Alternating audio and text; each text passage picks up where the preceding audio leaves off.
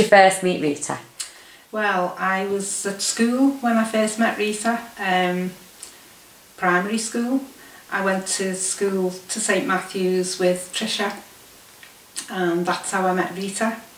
And we started hanging out together, and we used to go to the youth club in St Matthew's, which is where I actually work now, would you believe.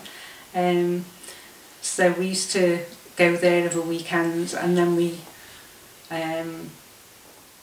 all ended up going on holiday together. My mum and dad decided to let me bring a friend or two, and I ended up taking a friend or six, I think.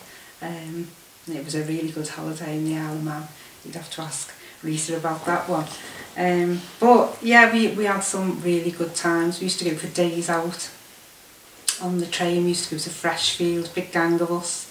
And but you know, Rita is so funny. I mean, if you went on a day out or a night out with Rita, then you just didn't stop laughing, because she was just the life and soul.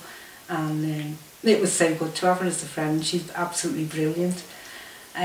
We graduated from, when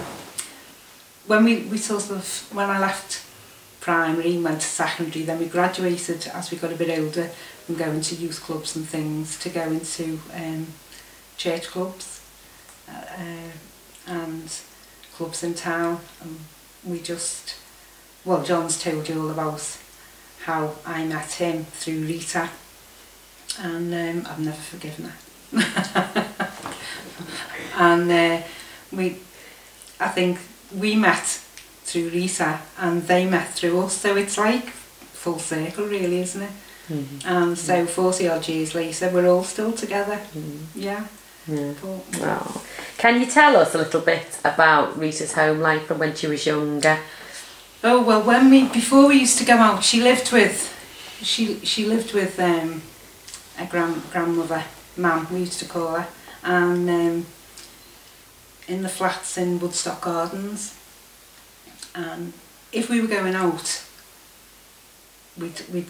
I'd go up to Rita's, and Rita couldn't go out until she'd cleaned the brasses and done the mirrors, and so we all set to, and we all cleaned the brasses and we all did the mirrors and we all did everything just so we could get out on time, you know, because she had all her jobs to do, and she worked really hard, and rightly so. That was the way her life was, and that was the way Mam wanted her to do. She had to do her jobs and she had to do them, but we just knew that if we didn't go up there early, then we'd never get out, because the jobs would last forever. But she used to polish all. I wonder if she still polish all her brasses and do it. Yeah, I bet she does. Yeah, but she had to do that. That she had no choice, and so I think it stays with you, doesn't it? Mm. But then she moved to Croxteth, didn't she? She Do you remember? Yeah, she moved to the multi-stories in Croxteth, and Mam had a little flat nearby, so they were quite close really. Yeah, but and we used to go up there. I mainly remember going up. We'd meet there before we'd go out, or she'd go over to her grandmother's, and but you know, she worked hard looking after her as well, you know. Yeah. Mm-hmm. But they were good times. Can you remember any stories from going out on a Friday night? Oh, as long as you leave the room. No.